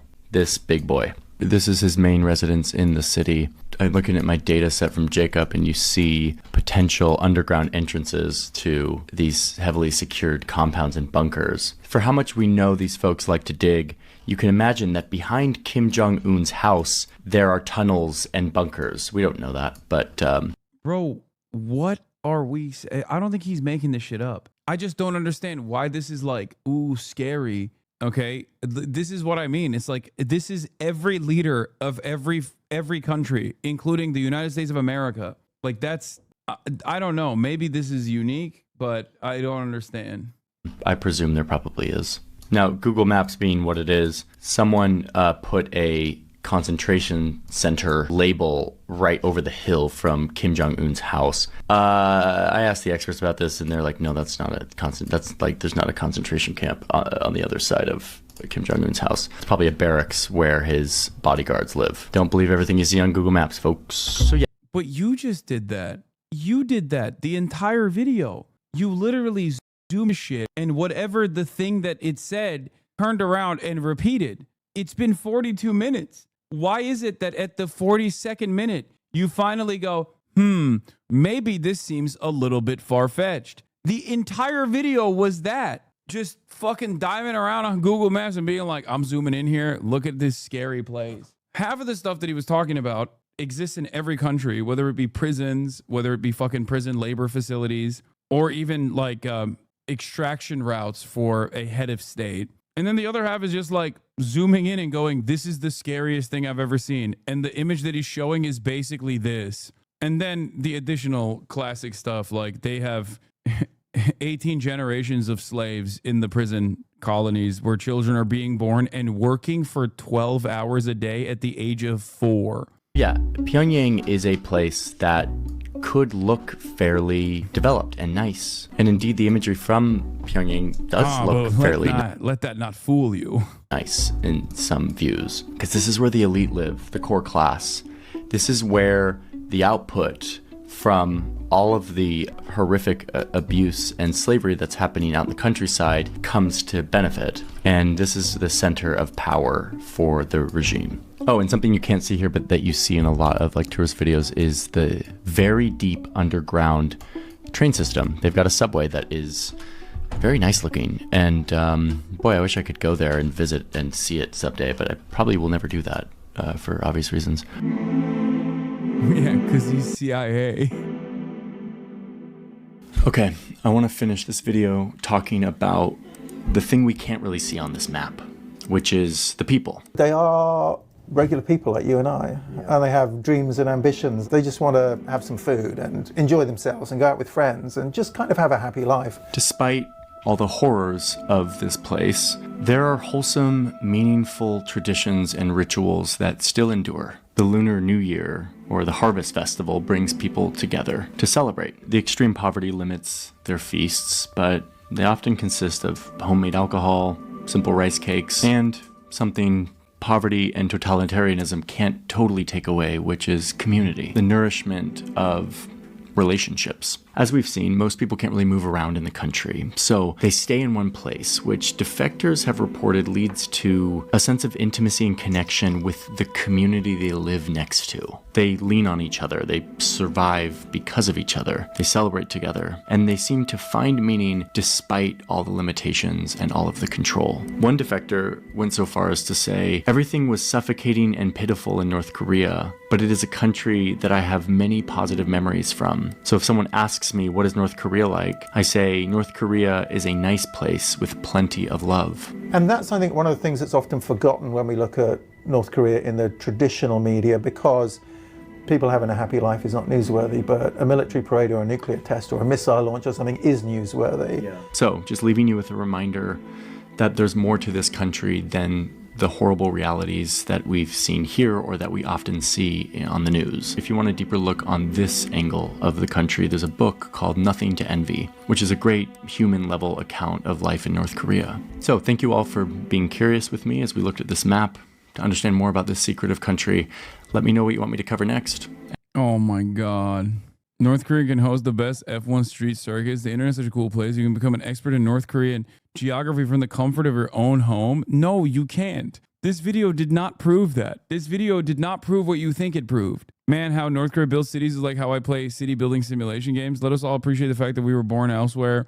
The fact that we're studying North Korea like it's an alien planet is just wild. Bro really chewed on more food in this video than North Koreans see in a week. Ugh, gross. Everybody gangsta until Johnny Harris says, look at this map. We have watched Mike Ok's video in North Korea. What is this?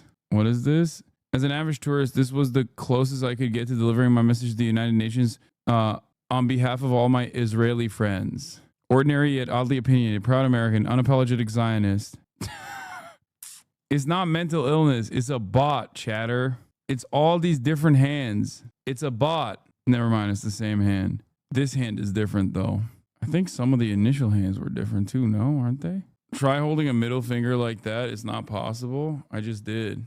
I don't think it's her hand. Or it's not the same hand. Unless she moisturizes like a motherfucker on the inside of her hand as opposed to the outside of her hand. God damn, look at the outside of her hand versus the inside. That clip is getting you canceled. Why? Sun damage? No, she posted with the ring out to flex. People accused her of doing it wrong, and then she went back to flip it off the right way. I love hand watch at the Hasanabi broadcast. It does seem like a bot account. No fucking real human being is wasting this much time posting this over and over again. I hope it's a bot account and not a real human being that's spending that much fucking time.